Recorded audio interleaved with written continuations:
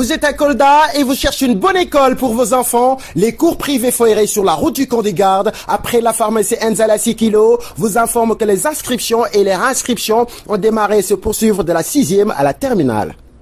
Après les très bons résultats obtenus au BFM et au baccalauréat, les cours privés Foiré présents dans le paysage scolaire coldois depuis 2013 garantissent à vos enfants une meilleure éducation. Pour plus d'informations, contactez M. Abdoulaye Dieng, directeur des cours privés Foiré au 77 764 68 04, 77 034 32 51 ou encore le surveillant général M. Babambalo, ex-surveillant Sem Hillel au 77 559 30 42. Les cours privés Foiré, confiez-nous vos enfants et nous leur garantissons un bon enseignement-apprentissage, le tout dans un cadre d'études. Cours privés Foiré rek, te jangale bala.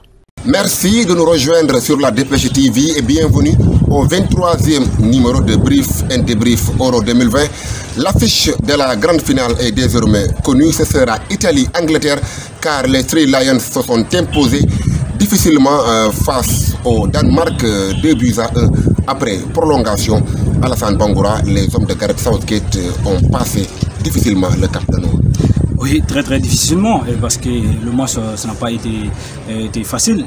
Comme on l'avait dit dans une de nos vidéos ici, on avait dit que c'est une rencontre qui ne va pas être très facile, et c'est ce qui s'est passé exactement, parce que tout simplement cette équipe anglaise qui a été menée au score sur un coup franc sublime, vraiment à la première période, avant qu'il ne revienne sur le score, en tout cas très difficilement, et nous avons vu cette équipe danoise qui avait même en certains moments qui avait commencé à monopoliser la possession des balles, et tout le monde, tous les supporters anglais avaient cette crainte là, est-ce que voilà, parce que tout simplement l'équipe avait complètement noyé avant de se retrouver, et nous avons vu Harry Kane vraiment qui a donné une passe très sublime,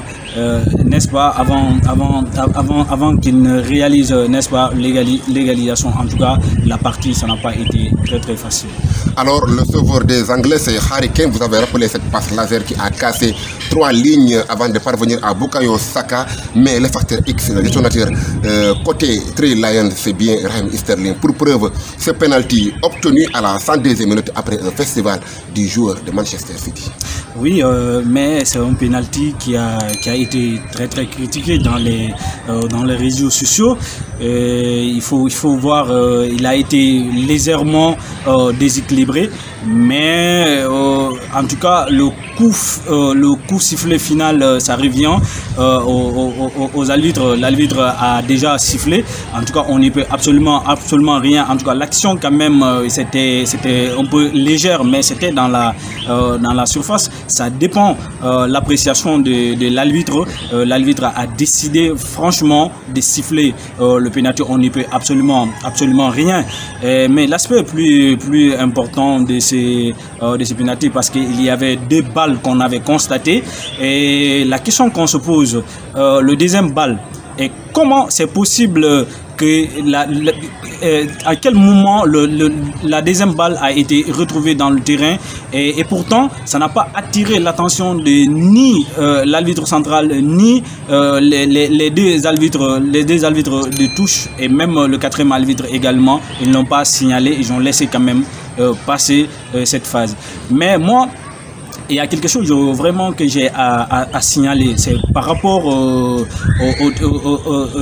penalty qu'on tire dans les cours de jeu, parce que nous avons vu que Harry Kane en premier temps il avait raté le penalty, et pourtant on exige les gardiens, le règlement exige des gardiens d'être sur la ligne et de ne pas anticiper les tirs. Pourtant le tireur, lui, il a toutes ses potentialités, il a toutes toutes ces faveurs-là, voilà, de prendre l'élan qu'il veut et tirer avec le pied qu'il veut et tirer la moyenne dont il veut. Mais le gardien n'a pas cette faveur-là. La question qu'on se pose, donc il y a double favori sur le tireur, pour le tireur sur le gardien, et il y a double peine également pour le gardien. Parce que gardien en cours de jeu, moi je pense très bien qu'il va falloir qu'on revoie ces règlements-là, parce que si le gardien, par exemple, en premier temps, il parvient quand même à repousser la balle, je pense très bien qu'il a déjà gagné le face-à-face. Il a déjà gagné le face-à-face, mais le joueur n'a pas, on doit revoir la partie là, le joueur n'a pas le droit de retirer encore la balle pour la deuxième fois, parce que le gardien il est déjà couché, quelle que soit sa rapidité, il ne peut pas rattraper le joueur qui tire le pénalty. En tout cas, moi, c'est cet aspect-là que vraiment que je déplore. Il va falloir que voilà, FIFA essaye de revoir quand même voilà, ces règlements-là. Le règlement est très défavorable pour les gardiens de but. Voilà, donc de leur côté, Alassane Bangoura, les Vikings ont fait jeu égal durant la première période avant de subir littéralement la domination anglaise pendant tout le reste du match. Premier mi-temps, nous avons vu une équipe danoise qui était là en place et franchement, ils nous ont quand même, ils nous ont fait croire quand même vraiment que voilà, cette rencontre, cette deuxième demi-finale n'allait pas être très facile en certain moment, parce qu'après avoir marqué, ils ont repris la confiance, ils ont essayé de monopoliser la possession des balles. Ils avaient poussé cette équipe anglaise vraiment à reculer, mais arrivé en certain moment, et franchement, on ne sait pas si cela est lié avec l'enchaînement des nombreux de matchs, et puis voilà, on ne sait pas si cela est dû à la fatigue, on ne sait pas en tout cas, mais ils ont complètement relâché, et bien surtout à la prolongation, et ce n'est pas du tout évident quoi. Mais quand même, ce qu'il y a à noter dans cette rencontre, et franchement, ils n'ont pas quand même déçu, ils nous ont promis une très belle demi-finale, et ce que nous avons constaté, en tout cas, ils sont repartis et ils n'ont pas démérité la partie quand même. Voilà, comme vous l'avez dit, l'équipe de Kasper Hjulmand a vraiment du mérite, car après 2 défaites d'entrée, elle a surpris tout le monde en accédant au dernier carré. En plus, elle est la première à faire plier la défense anglaise grâce à ce coup de patte de Mikkel Damsgaard qui a carrément touché le stade de Wembley.